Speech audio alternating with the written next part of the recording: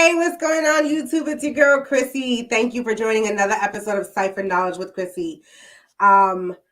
Listen, if this is your first time here, click that little subscribe button. Make sure you hit the notification button so you can know when I'm going live. I'm live every Sunday, 8 p.m. Eastern Standard Time. Thank you again for joining us. And I am honored to introduce my next guest, Dion Wingate. He is the author of Failure's Not an Option. Introduce yourself, Dion. Well, you did a pretty good introduction. Yeah, I am the author of book Failure is Not an Option organization. The book premise is discovering that power inside of yourself. So it's really helpful for males, females, married couples, because I take you on a roller coaster of dysfunction. But then I bring it back around to something positive. So let me ask you a question. I'm going to kick off the first question. And the first question is, what inspired you to write this book? Like I read the book and I appreciate it, and we'll get into that. But what was it that made you say, I need to sit down and I need to write this? I felt I like to challenge myself. And when I would hear people's stories, I would feel like, well, something was missing. I mean, when you hear your urban tales about how everybody was a kingpin and I was just thinking, to each his own, that cannot be. I mean, and I've been in neighborhoods from the East Coast to the Midwest. I've been in hoods all over, and everyone wasn't a quote unquote kingpin or gangster in these neighborhoods.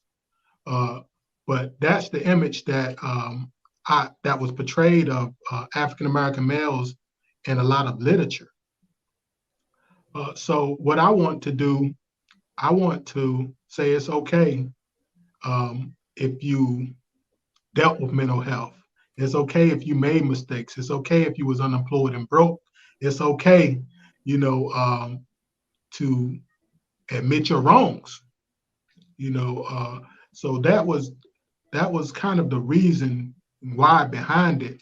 And on top of that, a lot of people doubted me when I first said it. So it started out as I'm gonna write a book, and then it was a lot of people like with the smirks, like you're gonna write a book. How are you gonna do that? So I just began putting things together, such as like memorable moments, things that were impactful and important. Because I know everyone has a story, but that's why I want to be very transparent and very real with my story. And I definitely appreciate that. So like I said, I didn't get to do the full read, but I definitely read first chapter, I got to know you. By the second chapter, I'm telling you, I felt like we were best friends. And like I was saying behind the scenes is there's nothing but meat and potatoes in this book, right? You get down to the nitty gritty from the beginning, from the giddy up. And I got to say that your story is familiar, but it's still unique in itself, right? And I appreciate the read. I definitely do, especially coming from the Bronx, New York, born and raised. I was no stranger to what you wrote in the book. I do want to make a comparison, though. I was a young mom like your mom, and I also am a nurse. So that, like, as I was reading, it was very much, I was like, oh, I could relate. It was very relatable. So throughout the entire book, it was very relatable. So why don't you tell, just because I don't want you to tell the whole book, right? Because I want everybody to go buy the book. I want everybody to go buy the book over on Amazon or Amazon Kindle, right? We're not going to give you all of it here. Right. But why don't you just tell us a little bit about the beginnings? All right. The beginning, I like to say, may my mother rest in peace, the queen that she is. I lost her when I was 4 years old. I lost her And I can remember stories about her. And I didn't realize that the stories that were telling me would help me throughout life, would give me a sense of pride, even though she was gone. Uh, I heard stories about my mother determination when she was a nurse, enrolled in nursing school. She was going to nursing school probably like 30 minutes outside of the town that we lived in.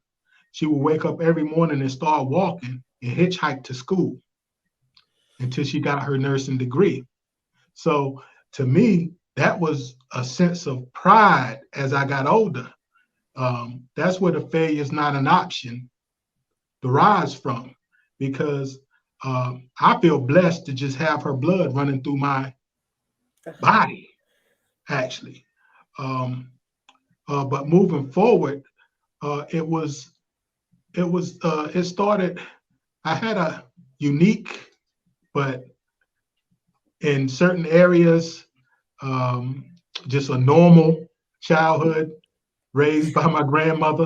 I don't know about Uh, normal. You guys gotta buy the book. You gotta know about yeah, normal. now when I say normal, I mean in some urban areas, Yeah. there are different types of families. So some Yes. people are raised, some kids are still raised by their grandmother, but I had a strong grandmother too as well. Uh, yeah, my grandmother, she wasn't the most nurturing, but she would always get a point across. I can remember, um, because of losing my mother at such a young age, I grew an attachment to her. When I say attachment, I mean I slept with my grandmother until I was 11 in the bed with her because of that attachment. Mm-hmm. And the attachment that I lost was I have three other siblings with my mother. And that's all I had known. I'm the youngest. I'm the only one with a different father. Mm-hmm. So I really couldn't imagine the state of mind that I probably was in, and the lack of understanding, waking up one morning in a place and just realizing that, not seeing my siblings there anymore, nor Yes. my mother, because at 4, you're not really You're comprehending. no, you're old enough to know something's different, Right. but not old enough to fully grasp what occurred. Yeah. Right? So, yeah, that's true. Yeah. So, I grew like this attachment to her due to that because um, of the loss at a younger age, and so that So was that I was. Go ahead. So no, I'm sorry. So I saw, because I want to kind of stick to this, because you're an advocate for domestic violence, you are an advocate for mental health awareness, all of this great stuff. So I want to make a kind of a connect the dots here, and you can tell me if I'm wrong, because I'm only a nurse, I'm not a psychologist, psychiatrist, but throughout the book there was a theme with women that I picked up on. Okay. And that theme with women was that they were nurturers to you. They helped take care of you, or they helped guided you in the right direction, or try to keep you on the right path, almost like a mother figure. And do you think that you gravitated towards those type of women because of the loss at such a young age? I know you Yeah. didn't expect us to go that way, but this is what I Yeah. do. Absolutely. Absolutely. That's why I was telling that in the beginning. So you fell right in there. Yeah. So that's actually um, where my dependency grew. My fear of loss. You know. Gotcha. Mm-hmm. So yeah. And I looked for that in women actually, because I agree with what a lot of people say, that we need strong male figures in the household. I believe that because a lot of things I wasn't taught by my grandmother that I'm just learning uh, 30, 40 years later that a man is supposed to do. Yeah, well, and so I had an episode not so long ago with Quincy from Talk to Q Radio, and we had a whole conversation about what does it mean to be a man? What does it take to be a man? And can women raise young boys into men? Right. So that's the question, because we have a lot of households where it's predominantly single family and it's predominantly women that are raising these men. So, well, young boys into men. So, I mean, all of that is there. And I think it kind of leads into kind of what was happening as you were growing into your young adulthood. So tell us about that. So, you ended up staying with your grandmother, and I thought everything was going great in the beginning of the book. I was like, yeah, so it's just a natural success. No, I was staying with my grandmother. And school, I guess school is just like it is now, with a lot of bullying. When I began school, and I got probably, I would say, like about 6th, 7th grade, the stuff that I was wearing wasn't really that cool. Which I understand now that she was doing the best she do. She couldn't afford. And I started off, it was a corner store in the neighborhood. This is what I wanted you to get to. A little neighborhood store. They would sell the Big Blow. That was the name of a bubblegum candy. Mm-hmm. They would sell them for 5 cents a piece. And I would go, and every money I get out there, if it was $1, now they're 5 cents a piece, so that's a lot right there, right? Yes. I would go and buy Big Blow, and me and one of my friends were running a candy business in school, because a lot of the suburban kids weren't allowed to eat candy and stuff. So we got a big business going at school selling Big Blow. Yeah. And so that went on. Actually, that went on for like that 6th grade year. So when I read that, I was like, oh my God, he already has an entrepreneurial mind. But right. But at 6th grade, you're not thinking, this is what this is. You're thinking it's a hustle, and I'm thinking, oh man, like it's there, right? The foundation is there. But go ahead. I'm sorry. It was like one of them things that just came naturally. My friend, we got together, and it's like, I mean, we both come from the same environment. Mm-hmm. I mean, he didn't like what he had on. He didn't like that. Now we the men in 6th grade, because we could buy extra juice and sometimes an extra lunch, off Big Blow. But there you go, flipping that candy. Flipping candy. And I didn't think. I mean, we didn't think no harm done in it. Actually, we had got called to the office for that. Really? Yes. Inflation. You're gonna get in trouble for inflation.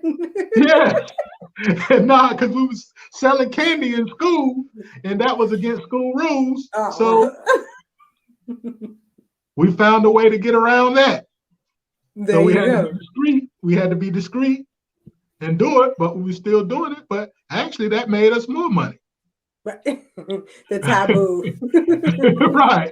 So that just kind of led us, and along with that, me and this guy, I just call him Jay, just for other reasons, because a lot of names I didn't use in the book, just because Jay and I, we did a lot of ventures together. We got our first newspaper route.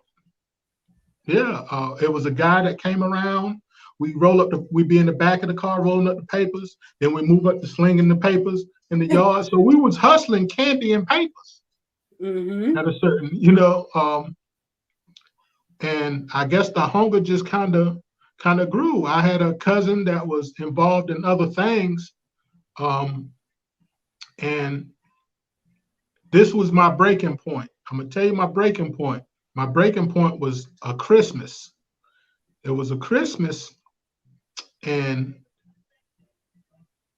I opened this. I had a present. I was excited. You know, I had a couple of presents. I was excited because when you poor and you little, you don't know you're poor. It's a lot I of know times. that you're right. I know that. Mm-hmm. So I opened the present and I seen a Michael Jordan shoebox. I'm like, yeah. I didn't even open up the box, right? My cousin, because you know it's generations in projects. Yes. Oh yeah, absolutely. Mm-hmm. So my grandmother, my great grandmother lived in the projects, Mm-hmm.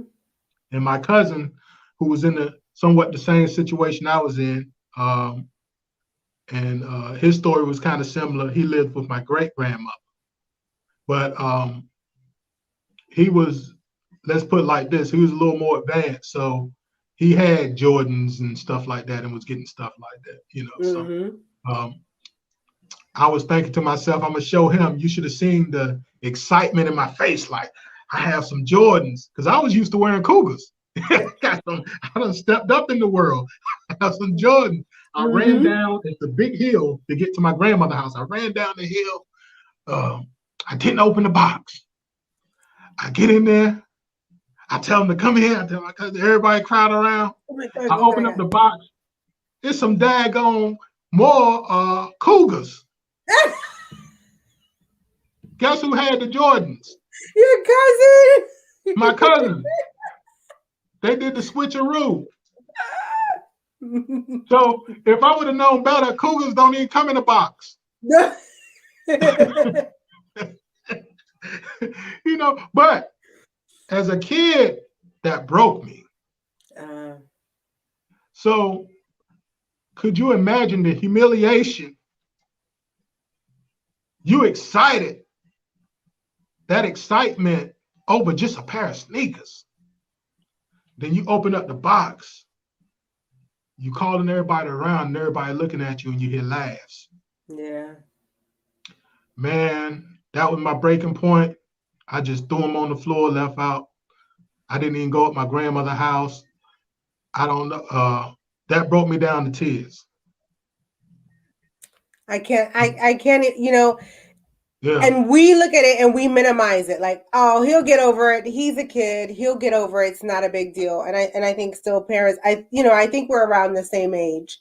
And my parents who raised me had a different mindset, like that, and humiliation and embarrassment and things like that wasn't a big deal. It was kind of like shake it off, whatever, kind of, and I feel like now, not my generation, but the ones after are kind of not wanting their children to feel that way. So we're handling things in a different situation.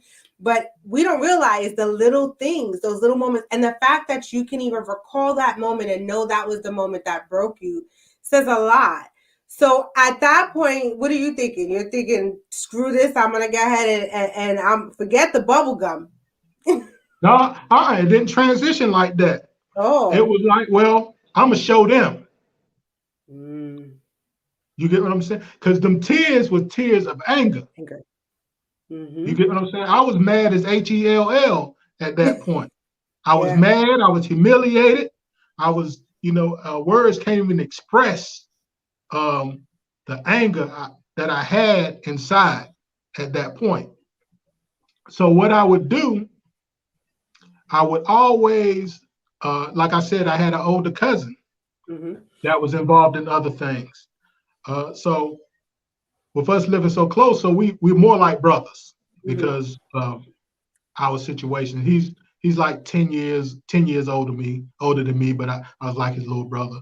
So I did little brother things. I would like hide in his closet and watch him and his homeboys.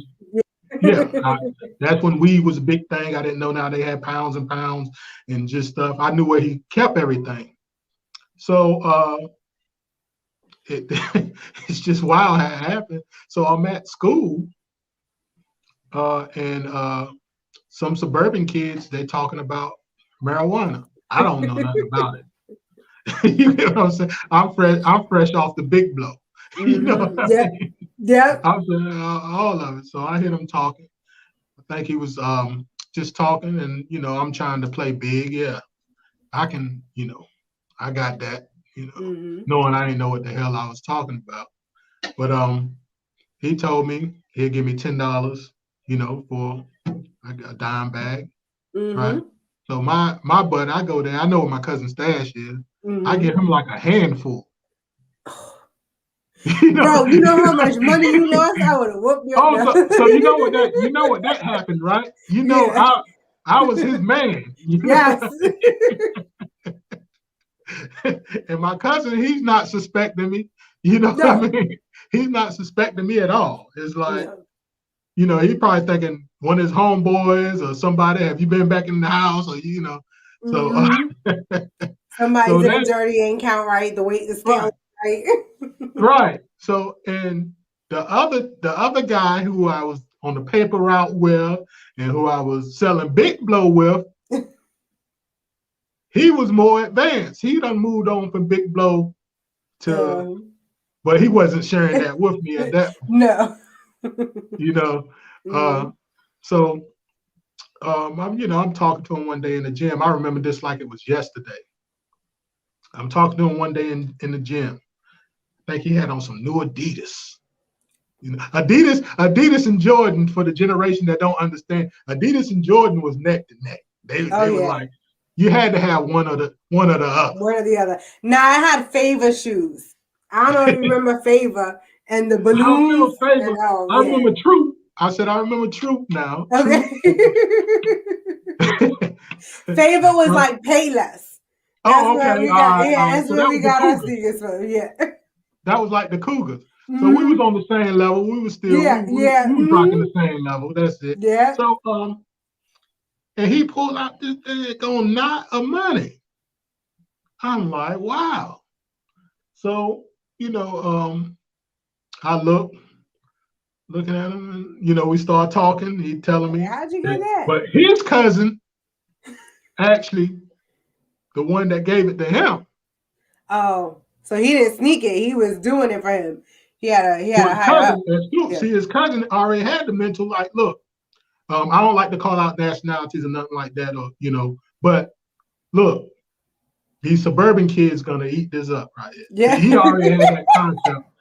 Obviously, his cousin already had that concept. Like, oh yeah, this is it. Yeah. Oh yeah. And you ain't gonna have to worry about, can you loan me $5 or can you just give me a bag and I come back? We ain't dealing with none of that. You're gonna get it right then and there. Right. Let's put it like this. My cousin's stash started getting a whole lot. I'm sure he got into a lot of beefs. Did he ever figure out later on in life? Did you ever admit, like, yo, here, I owe you like this much? Not to this day. He's even like, what the hell? Pick up and read the book and be like, he probably assumed. He probably kind of assumed, but then was like, nah, I know. Yeah. Pretty much. But that kind of started. That was like the downside, actually. That kind of started things out of control, because even though I was 12 or 13 years old, now moving forward, once I understand how things work and start working the system, and school was a gold mine at that point in time, I kind of became a chameleon. Now I could be who I really wanted to be, which was that kid who parents were probably trying to help them, you know what I'm saying? Mm-hmm. And I could get them Adidas, and I could get, certain things. So that was like I said, a down time. That's when things, and I didn't realize it was going down. I felt like it was going up. It was the best time of my life, if you ask me. But my life would tell you something different. Right. Yeah. The effects would tell you something different. So what happened? I began hanging with the big boys. When I say big boys, I'm 12 or 13. I'm hanging with the cats 20, 21. I'm hanging with them now. And they introduced me to something that I fell in love with, that I could take away all the pain and everything. What was that? Alcohol. And it's not illegal once you're 21. So, it's it carries on with you. So you said you made a good point. It's something that took away all the pain. Yeah, it took So away, did because the you pain never consciously left. know that? Did you consciously know that, or did you end up figuring that out? I ended up figuring that out because I became upset. When I say obsessive, like I had to get a 40 after school, then I stopped. That's when the 40 ounces, for the people who don't know, a 40-ounce beer. I Yeah. would have to get that before and after school, because the big boys now, I mean, the adults, we're going to just call it what it is. The adults would supply me with that. Yeah. I didn't have, at that point in time, I didn't have nobody saying, well, go to school. We was talking about reading up and, just stuff, So I introduce. had another guest on, and that was one of the questions I asked him as well. Was in kind of similar situation. Was, do you think if you had someone in your ear or tapping you on the shoulder telling you that's not the way to go, do you think that that's something you would have listened to and kind of changed gears for? Or because I tell people all the time, like, and that's where my slogan comes in: if all you experience is all you know, then you are in a deficit of knowledge. Which is, if you don't know anything about urban life and you sit there and you say, I don't know why they don't get a job, I don't know why that community doesn't do better, or stop selling drugs, or stop going to jail, or stop doing this, or stop doing that. If that's all you know, you only do better when you know better, right? So when you've got the adults telling the children this is okay and perpetuating that cycle, how do we expect change to occur? So do you think that if somebody tapped you on the shoulder and said, hey man, this isn't the way to do it, that you would have listened? Well, actually, like I said, I have three other siblings. They were brought up in a structured type of environment. I have two other siblings by my father, but I'm talking about the same mother. They were brought up in a pretty structured environment. Their father was a real stand-up guy who had a decent career. So it was like total the opposite. And they would always, they were in Washington, D.C. I was in North Carolina at that point in time. They would always, tell me to, straighten up, do right. And because my brother, my two sisters, they always would talk positive at that time, but they're all the way there, so it couldn't be inconsistent. Right. I could listen on the phone and then I go back to whatever I was doing. It wasn't cell phones then. You had to catch me in the house on a payphone or something. Right. So and surprisingly, and I respect my cousin to this day. When he found out what I was doing, he was totally against it. I can remember times I would be on the block in the morning. He would come pick me up, take me to school. Good. Yeah. So shout out to him. He know who he is. Shout out to him. Right?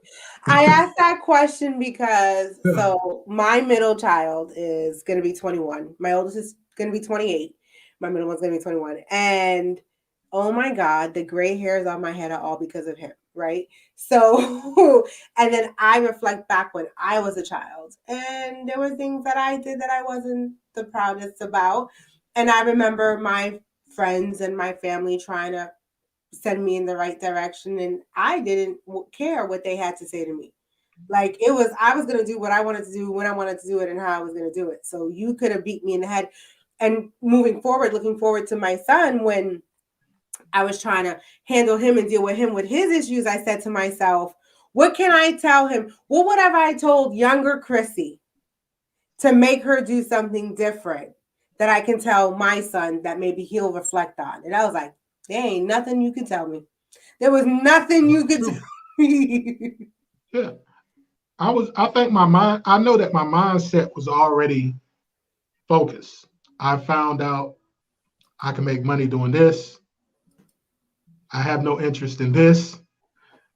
And I think I'm gonna go with what I like at this point. I'm gonna be young forever.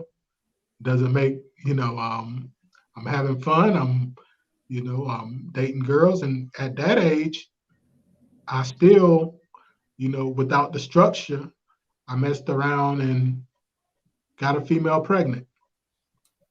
Um, and in the town I was in, it was still a big racial divide at that time.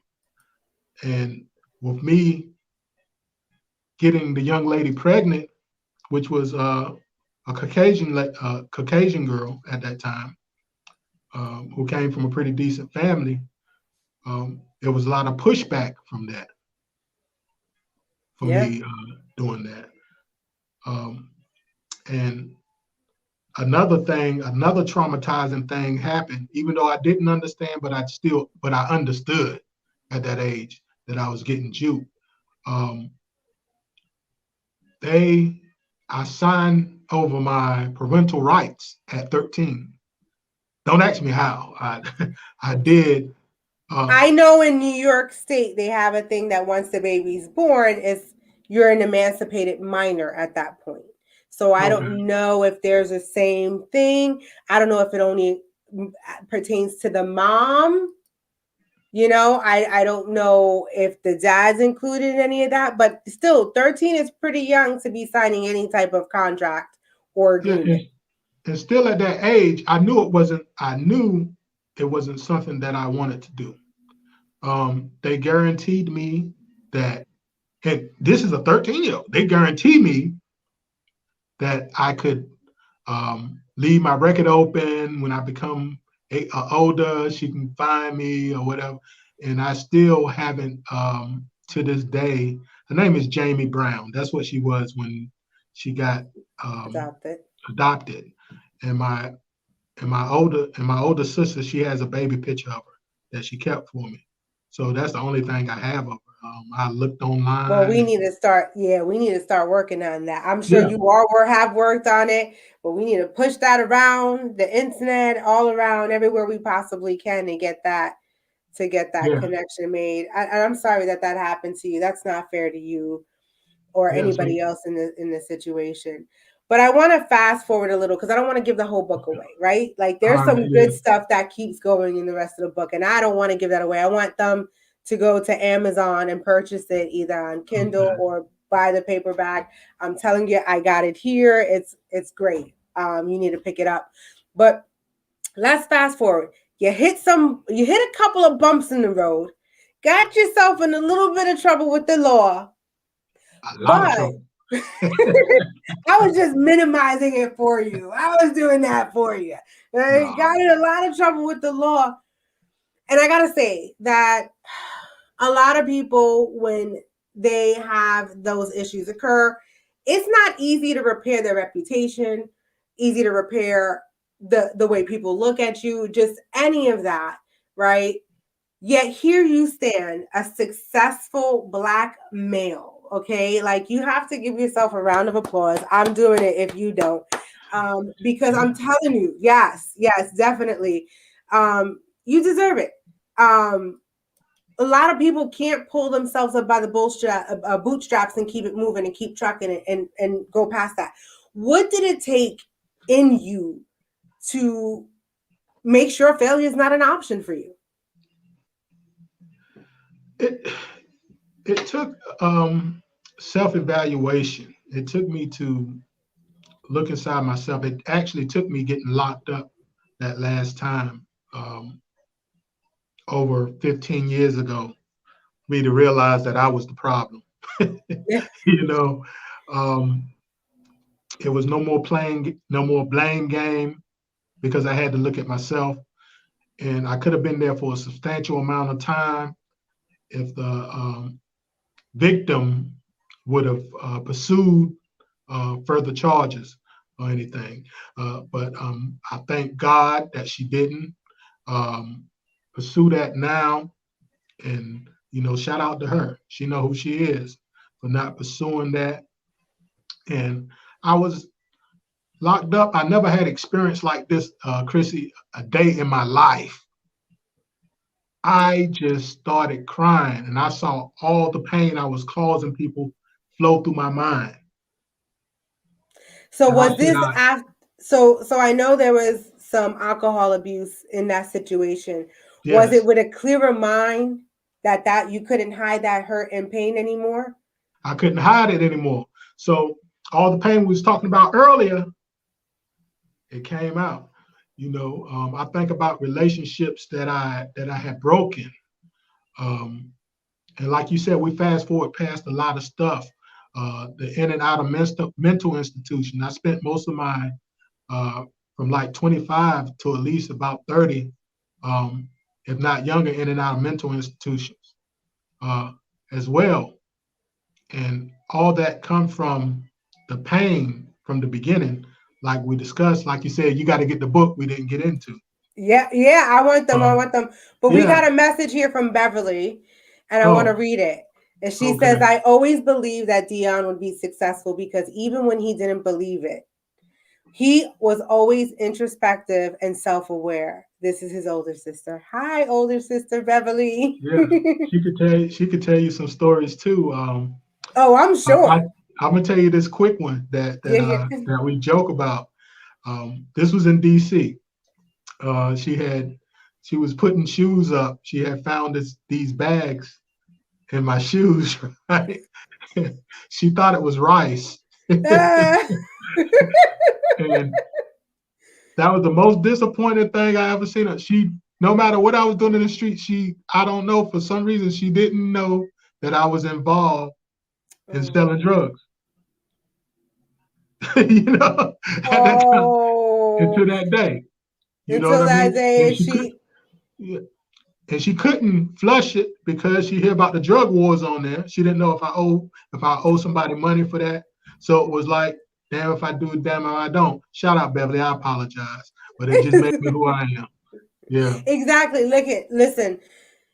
Everything that happens in life brings us to who we are today, right? Good, bad, right. indifferent. It doesn't matter. We if we didn't go through that, we wouldn't be who we are today. So I appreciate that. I want to talk about the work you do, right? The work that you do out there. I remember reading in the book, and I'm just gonna a little bit.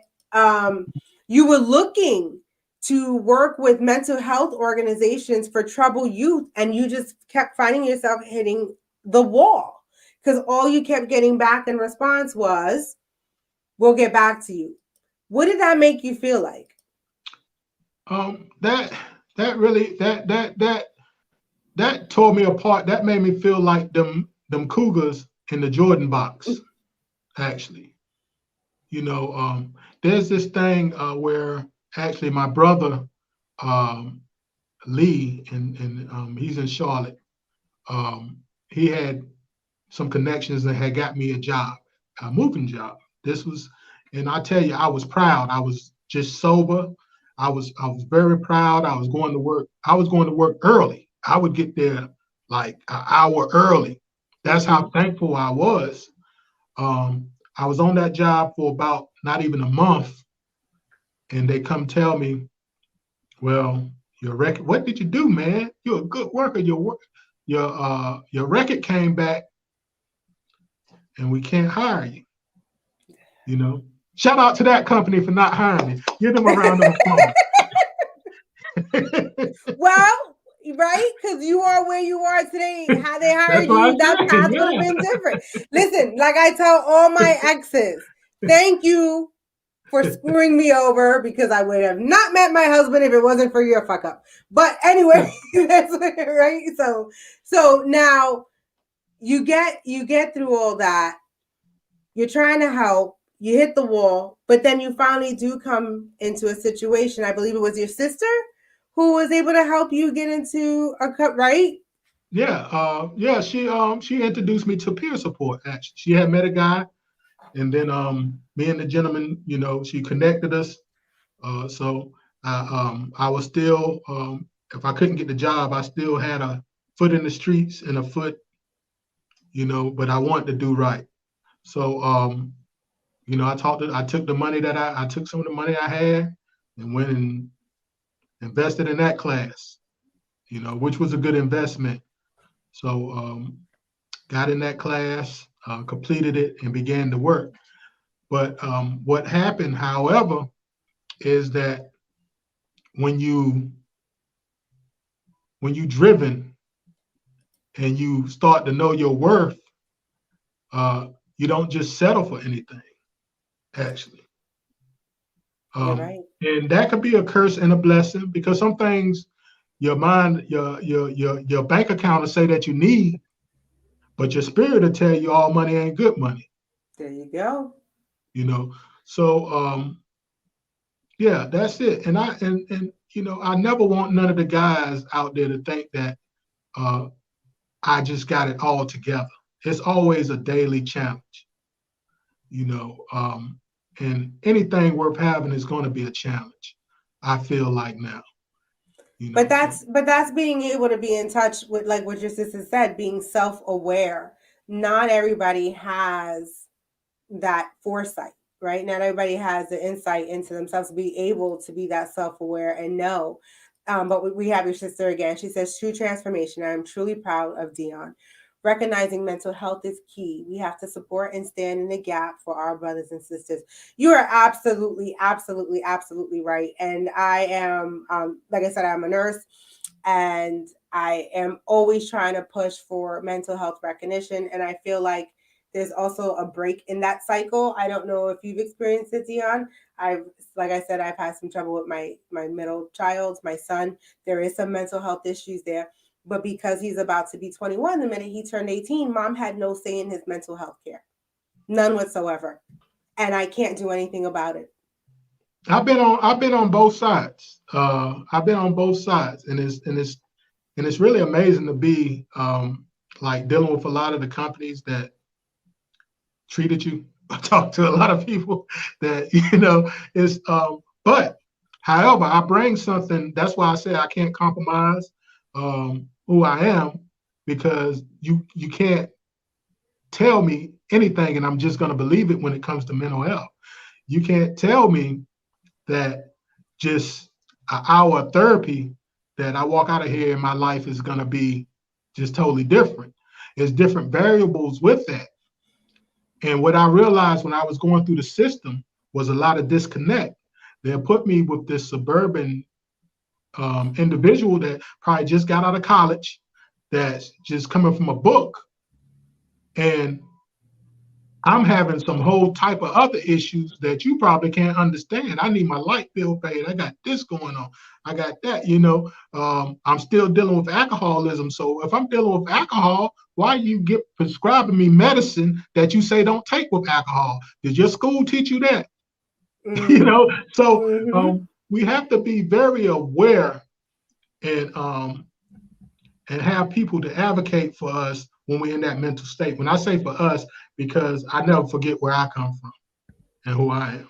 I just learned coping mechanisms that work for me, Right. So, and my goal is to share them with people that are going through just difficult times, and just, but when dealing with mental health, different strategies that they can apply to their life that can help them make it easier or bearable, or just make them a asset to society, because it's not over with mental health. And yeah, I talk about it all day. Yeah, I was in the mental institution, try to take my life a couple of times, and it doesn't make me. That's how I can sit on the panel and say that, yeah, I was a domestic violence perpetrator, and I was also a victim. So Yeah. I know both sides of the spectrum. Mm-hmm. Yeah. So And talking about that, that's something where you've just thrown yourself into the work. And I think it always is best received when someone has gone through that experience themselves, right? So you've thrown yourself into even being a domestic violence advocate as well. You've done some work with that. So for me, with my patients, I have homebound patients and I work hospice as well. And a lot of my patients are older, 70, 80, 90, right? And now you've got this 40 something year old coming into the house telling you what to do after you've been on this earth twice her years, right? So I'm coming right, in and yeah, telling you what to do. And then they have to trust you. right? They have to trust you and trust what you're saying to them. So I have to sit there and give them my experiences that I've had similar to theirs for them to be able to receive that and say, okay, I trust her. So I trust what she's going to say to me. So I'm going to trust to take this medication because, you know, we were able to sit and have this conversation.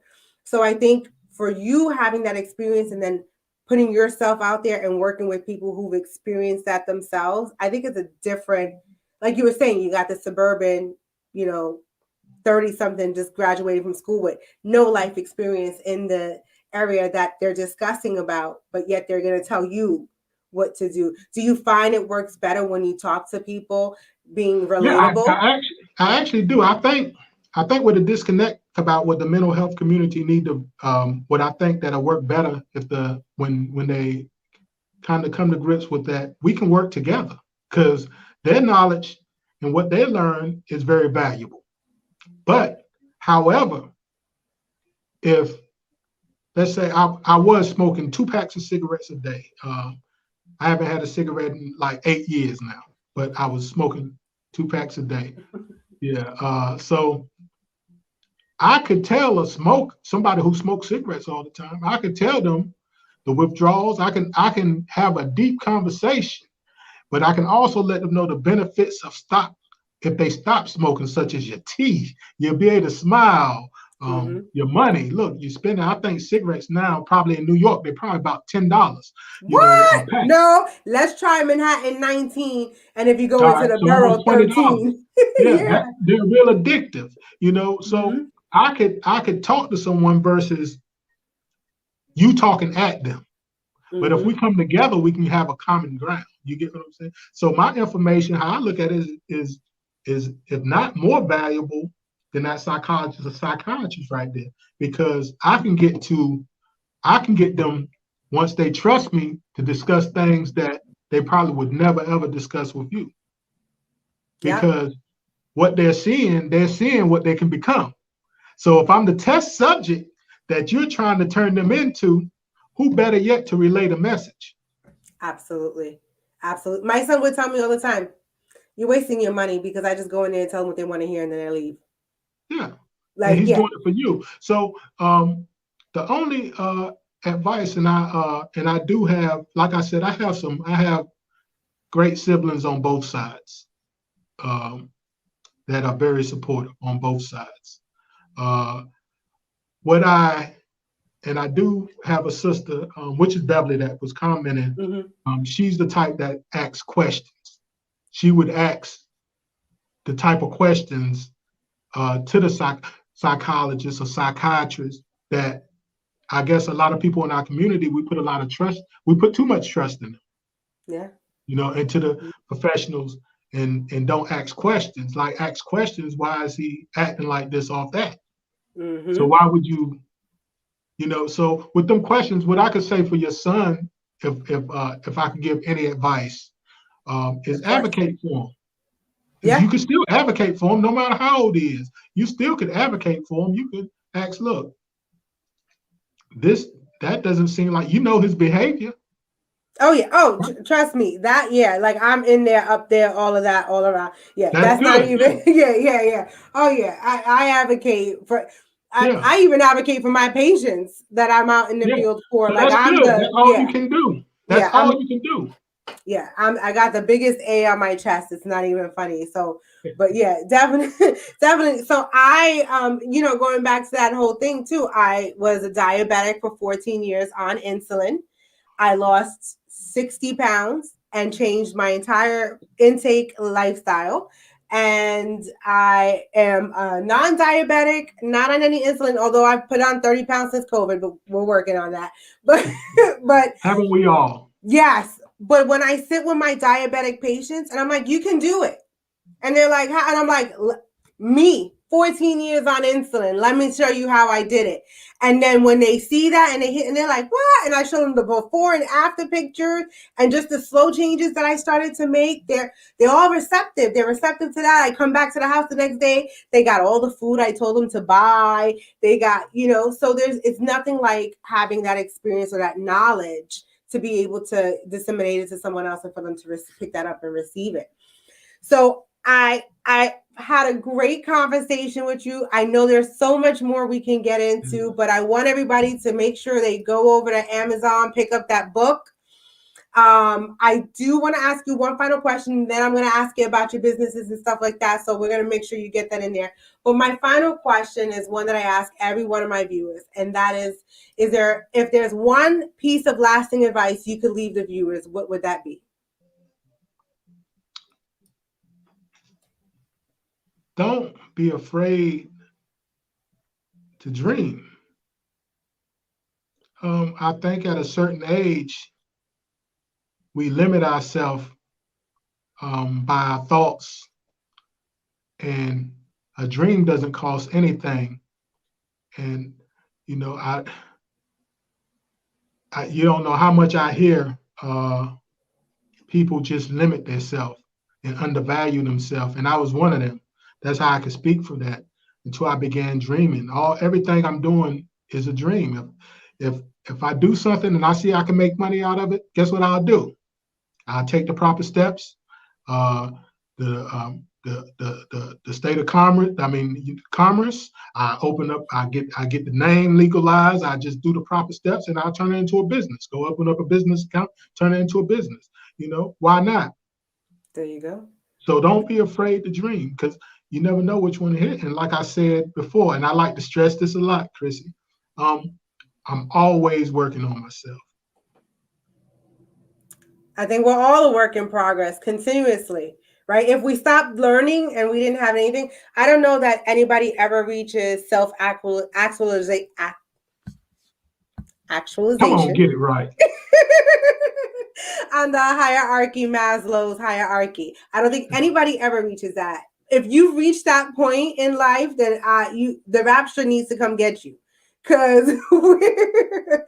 then there's no purpose for you left on this earth, right?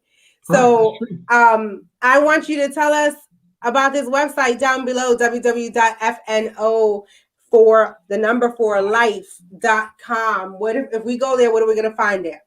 You're going to find the things that I actually do in the community versus talk about. I deal with a lot of youth.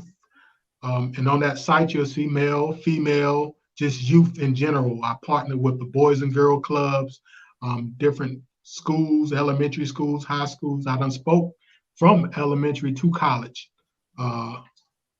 levels. And I did this with an 8th grade education, 8th grade. I didn't complete the 9th. But I did go back, and I tell everybody now, even the young people, get it now while you're there, or you're going to have to go back and get it eventually. That's what I had to do. Me too. It was 8th, and then I had to go back and get it again. I was pregnant at 14, had my daughter at 15. So that's why, I am not a stranger to what you write in the book at all. But I do, Also, you've got your New Perspective Solutions, LLC. What's that about? That's what we just talked about, where I network and collaborate with different mental health and substance abuse agencies. And I have a program where I hire, I have health and wellness instructors, because, anyone that's dealing with, that's coming off substance abuse we aren't taking the best care of our body. I have professional life coaches, and I consider myself the research, the realist, because we have mock interviews and just stuff to prepare them for life, and just amazing. Different aspects. But the unique thing about New Perspective Solutions is that every one of my staff has dealt with some type of addiction, whether it was food, relationship, some type of addiction. They had to have been clean, sober, away from that addiction at least 5 years to work for my company. But everyone, because I wanted everyone relatable. That is amazing. Thank you so much for doing that work. I'm telling you, like we just need a world full of people of Dions. That's what we need, a world full of Dions. I don't think you can handle that. One is enough. One is enough. So talk to me about your real estate. What are you doing? Where can somebody get your services for real estate? You can just contact me. I'll give my number for that. If you're in the Okay. North Carolina area, and you're looking for a house or home anywhere in North Carolina, just contact me. 919-551-2274. I'm with the North Carolina real estate firm. And, I got into that too as well to explore and open our community, not just our community, just the community that have no knowledge of the different programs and stuff out there when home buying. Because when I went to purchase, I'm getting a house built now, thank God. But when I was in the process of doing it, I didn't understand anything, any of the language that they were speaking, or I didn't understand how, the different programs work, or that there were any programs out there, period. Yeah. So yeah. Go as ahead. you say, lack of knowledge. So Yep. I got into this to bring knowledge to the underserved communities, white, Black, Hispanic, anyone, and those that do know, I bring it to them too. But I just want everybody to be on equal playing ground. So that's I why I get got you. into it. Perfect. So I purchased my first home as a single mom at 28. And thank you. And I didn't understand anything. Thank God for my parents' friends who happened to be a mortgage broker. And she was able to sit me down, and she was like, you need an attorney for this, and you need an attorney like this and all of this and stuff. And I'll tell you, I didn't know any of it, but my daughter just purchased her home a little over a year ago. And she came to me. Yeah, she came. I'm telling you, it's just, it's just the success continue. When your kids see you do right, they do right. They want to feed off of that same kind of energy, right? So, Tell my 14-year-old that. see, I'm telling you. See, no, trust No, me, I they said tell will. my 14-year-old. No, listen, wait, give it time. Give it time. Trust me. You plant the seed, you water it, you give it sunlight, and you watch it grow. It's there. There's some times that the sun may not hit it in the right angle, but I guarantee you when that sun makes that full cycle back, you're going to see how much it blossomed. I'm telling you. Just give it some time. But I remember she called me and she said, I'm buying the house. And I said, do you have a mortgage attorney? Like a real estate attorney? She said, for what?